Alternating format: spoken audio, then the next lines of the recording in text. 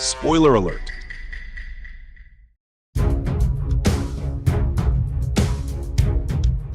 We begin this story in Mexico, where a scavenger accidentally finds a very powerful object. As he unwraps the artifact from the infamous World War II flag, he hears a whisper and is taken over by a dark force. He begins walking across the road and is suddenly hit by a car. A symbol appears on his wrist, and despite the accident, he stands up unscathed and starts running. His friend watches in shock as he witnesses the incident. Soon, the man reaches the border and super jumps over the not-so-tall border fence. He resumes his journey. Cattle begin to die, rotting instantly as he passes. Meanwhile, in Los Angeles, a cynical chain-smoking occult expert, Constantine, steps out of a taxi. He's been called by a priest friend to help with a demonic possession. Entering the room, John puts his cigarette down and begins the exorcism. He realizes this is no ordinary possession. This demon is powerful. Applying his vast knowledge and experience, he traps the demon in a mirror and hurls it out the window, sending the demon back to hell. Noticing that it was a full demon, John warns his priest friend to be careful. As he leaves, his cab driver, Chaz Kramer, complains about the mirror hitting his cab. Besides being his driver, Chaz is also John's apprentice. Back at home, John reflects on the event. According to the rules, full demons and full angels aren't allowed to enter the human world. Only half-breeds, beings with a mix of human and spirit, can be on Earth, and they are supposed to influence people gently, not fully take over them. Elsewhere, Detective Angela Dodson confesses at a church that she killed another suspect who she instinctively knew was hiding.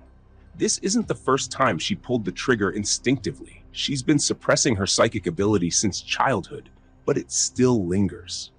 That night, Angela dreams of being at a hospital and running to the rooftop. A familiar symbol can be seen on her wrist as she takes off her tag. As she jumps off the building, she wakes up in terror. Coincidentally, the next day, John visits the same hospital. He's been coughing blood and learns he has lung cancer. Angela learns that her twin sister, Isabel, jumped from the same hospital rooftop the previous night, just like in her dream. Isabel had been admitted there years ago for claiming to see spirits and demons. People think this was self-harm, but knowing how strong her sister's faith is, Angela is certain she would never harm herself. Maybe someone forced her to do it, or an evil spirit took over. Angela starts to look for answers. Heartbroken, she requests to hold the elevator, but John ignores her. This is their first encounter. Their second encounter happens at the Theological Society office when Constantine comes to meet the half-breed angel Gabriel to request an extension of his life in return for sending demons back to hell. Gabriel, however, refuses, saying good deeds done selfishly won't earn heaven's favor, and reminds John he's damned for his past suicide attempt. Angela, a devout believer herself, speaks to Father David to request a proper burial for Isabel, believing wholeheartedly that her sister would never take her own life. Father David denies her, saying the evidence says otherwise. Frustrated, both John and Angela leave the office. John decides to walk in the rain as Chas keeps yelling his name. As he ponders, a crow flies past him, and he sees the sign, "Your time is running out," as the crow disappears. Then the crow transforms into demonic insects and attacks John. This demon is not a half-breed. John eventually defeats it and becomes fully certain that the rules are being broken. Looking to find more information, he visits Papa Midnight, a neutral keeper of balance who runs a secret club for half-breeds. Seeing John in poor health, Midnight reminds him that Satan would personally come to collect his soul. John ignores him and explains his encounters with full demons twice and wants answers. But Midnight dismisses John's claim, trusting in the heaven-hell contract. Frustrated, John leaves the club. Later, Angela comes to visit him. After hearing Chas yell his name and knowing his specialty, she wants to ask John's help with her sister's case. At first, John is not interested in helping, but Angela shows her detective badge and says she only wants to talk. She then explains her sister's case and suspects that an evil entity might have taken over her because Isabel could see them. John, however, mentions that it's totally possible for mental patients to harm themselves and asks her to leave. As Angela leaves, John notices evil spirits following. Alarmed, he catches up with her. He then asks if she believes there's an existing contract between heaven and hell, and also about the devil himself. Angela says no. Suddenly, the streetlights go off and her car locks. John leads her to a statue of Mary in a nearby shop. Wrapping his hand in cloth, he prepares himself, and just as the demons start to attack, he lights up the cloth and burns an entire army of demon soldiers. The street and buildings light up again. Seeing the demon's interest in Angela, John agrees to help her. At Angela's apartment, John asks her to fill a container with water and grabs her cat. He asks her to wait outside and begins staring into the cat's eyes. Time slows down. The water starts to boil, and soon he finds himself in the land of perdition, hell itself. This place, however, is not foreign to John. He's been here before during his suicide attempt. Making sure he has the holy water with him, John begins to look for Isabel. Soon, he sees her in the distance. She weeps as she takes off her tag. John starts running, but the demon soldiers have noticed him too. They start to chase him. As she jumps, John sees the tag and catches it, crushing the holy water bottle on his chest. Just as she closes the door, Angela hears a noise and goes back in, only to see John Constantine in smoke. He shows her Isabel's tag and confirms she's in hell. Meanwhile, John's friend is going through the newspaper. He hears voices as he feels them with his hands. Suddenly, the name Isabel catches his attention and he begins to look for more information. He then visits the hospital to investigate Isabel's body. But as soon as he touches her wrist, he gets startled and collapses on the floor. Trying to calm himself, he opens his wine container, but it's empty. He starts running when the guard comes in, and wine drops can be seen on the floor. Soon, he finds himself at a liquor store, but every attempt to drink fails. A mysterious guy in a suit enters the store and watches merrily as the priest stabs his own hand before drowning in alcohol. John later explains the cosmic rules to Angela, how angels and demons interact with the world, and about his gift of being able to see them since he was a child. Their conversation is interrupted by a phone call. On reaching the liquor store, John is surprised to see his friend dead. He examines him and sees the stabbing on his hand. Using his handkerchief, John sees the same symbol appearing on the man's wrist and on Isabel's. He then calls another friend, Beeman, who's an expert on dark magic, holy objects, and symbols. John describes the symbol to Beeman to investigate it. John and Angela proceed to look for more evidence in Isabel's room. He suggests Isabel might have left a clue that only Angela would know. Angela recollects they used to leave clues and messages on windows. Blowing on it, the pane reveals Core 17:1. Angela is confused. Corinthians doesn't have a chapter 17. John explains that in Hell's version of the Bible, it goes up to 21 chapters. He contacts Beeman again to analyze the verse. As he goes through the passage, Beeman finds out that Mammon, the son of the devil, plans to enter Earth to rule a kingdom of fire and blood. Beeman suddenly hears a distant clang, but decides to ignore it.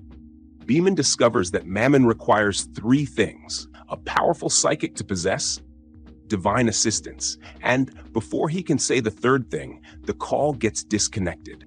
John and Angela rush to Beeman's hideout and find him dead, covered in flies.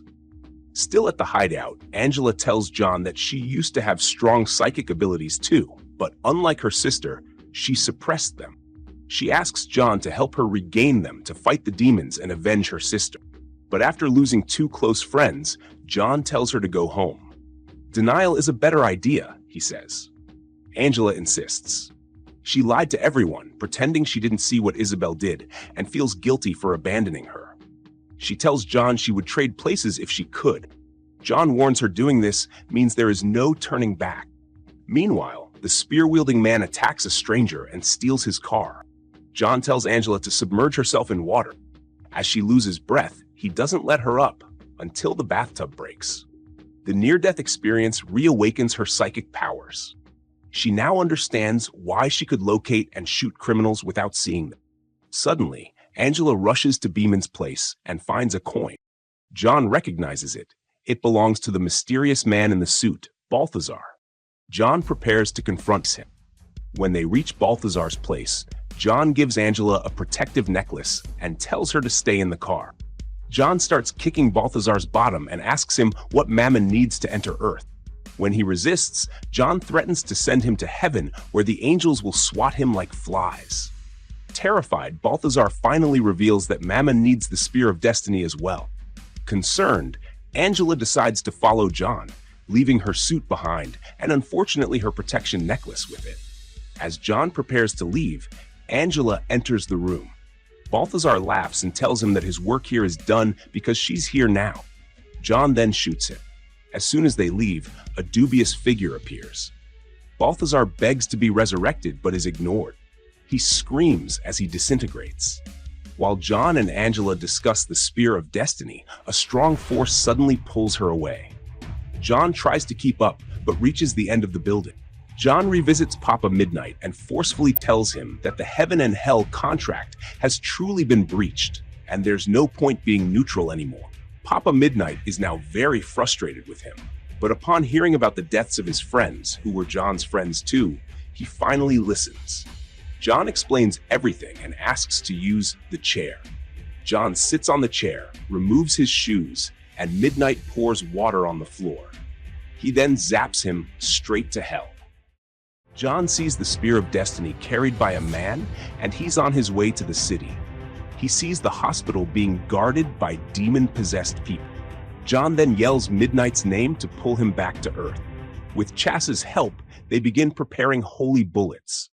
Chas suggests using the fire sprinklers with holy water to fight the demon soldiers. Papa Midnight agrees.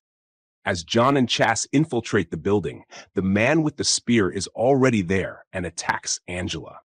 Chas finds the water tank room used for fire emergency and starts blessing the water. John boldly enters a room full of possessed people. They stare at him confidently, and John takes this opportunity to grab a chair and lights his lighter, unleashing the holy water on them. The demon soldiers start screaming in pain and John starts shooting. One after another they fall, but suddenly he runs out of bullets. Thankfully, Chas arrives just in time to help. The man is drowning Angela, and as she loses consciousness, she finds herself in hell, surrounded by demon soldiers as Mammon calls her name. John and Chas enter the room and find a body floating in the pool. Flipping it over, John sees the man's body, dead. Behind him, the water boils and a fully possessed Angela rises. John hesitates to shoot her, so she drowns him instead. Chas pulls her away, and they drag her out of the pool to perform an exorcism. Eventually, she stops struggling and regains consciousness. But then Mammon starts to free himself from Angela's body.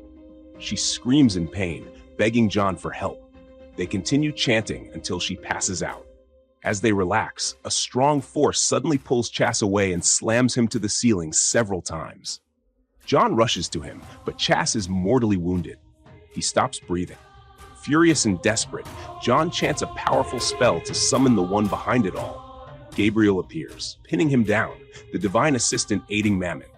John could not believe it. Gabriel picks John up and blows him across the room. Desperate to stop Mammon, John slits both his wrists to summon the devil himself. As Gabriel prepares to release Mammon with the Spear of Destiny, time freezes. Lucifer arrives to collect John's soul. Talking to John, he learns about his son's plan. At first, he doesn't believe it. Nobody breaks the Heaven-Hell pact, but John insists he checks the next room. Lucifer is shocked to find John was telling the truth. He pulls Angela away, and time resumes. Gabriel is stunned to see Lucifer in the room. Enraged, Gabriel tries to punch him, but fails. Powerless, Lucifer burns Gabriel's wings and sends his son back to hell. With Mammon dealt with, Lucifer turns to claim John's soul.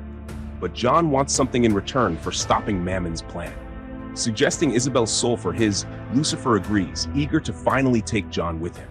However, John's body becomes heavier as Lucifer pulls him, and suddenly a bright light shines down.